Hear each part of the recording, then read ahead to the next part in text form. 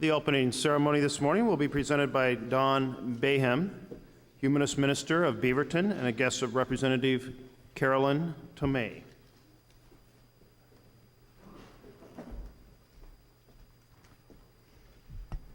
Good morning. Thank you for allowing me to address you again in this beautiful symbol of democracy and freedom. I've titled my words to you today, The Ultimate Communication.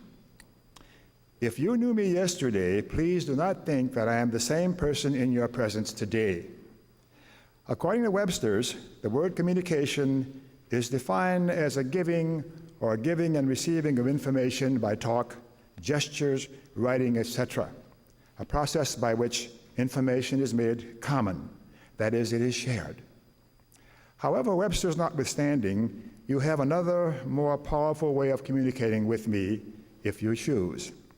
You can communicate to me who you are, just as I can communicate to you who I am, by each of us letting the other see and experience our real self, telling the other who we are, the ultimate communication.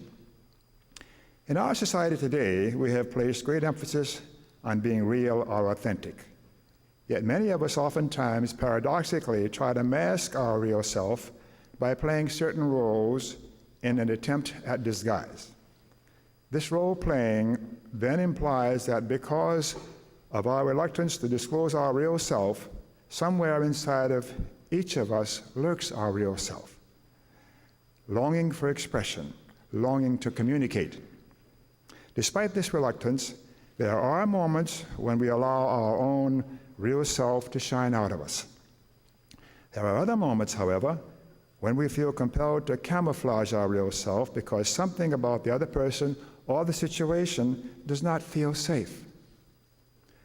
I believe that on rare occasion there is some justification for this reluctance, but I think that many of us hide our real self unnecessarily, depriving us of the possibility of the highest communication possible, intimacy, the greatest experience in human existence.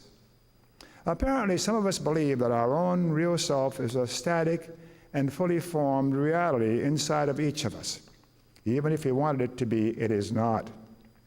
There is no fixed and true and real self inside of you or inside of me, precisely because our real self is our own unique individual personhood, being a person. And one's own unique individual personhood necessarily implies becoming a person, being in process. If I am anything as a person, it is what I feel, think, judge, value, honor, esteem, love, hate, desire, hope for, believe in, and am committed to. These are the qualities that define a person's real self, and they ought to be constantly in the process of change. Unless one's heart and mind have become hopelessly barricaded, many of these things and more that make up one's real self will be changing. My own real self is not a little hardcore inside of me, a little fully formed reality that is permanent and fixed. My own real self does indeed imply an ongoing dynamic process. So again, if you knew me yesterday, please do not think that I am the same person that you are experiencing today. I've experienced more of life. I've encountered new depths in those I love. I have had new joys and sorrows and other moving experiences. So please, do not give me a score or assessment on how real or authentic you see me right now based on how you saw me yesterday, because I'm still becoming, learning and growing constantly and welcoming the challenges and opportunities of daily living in the best way I know.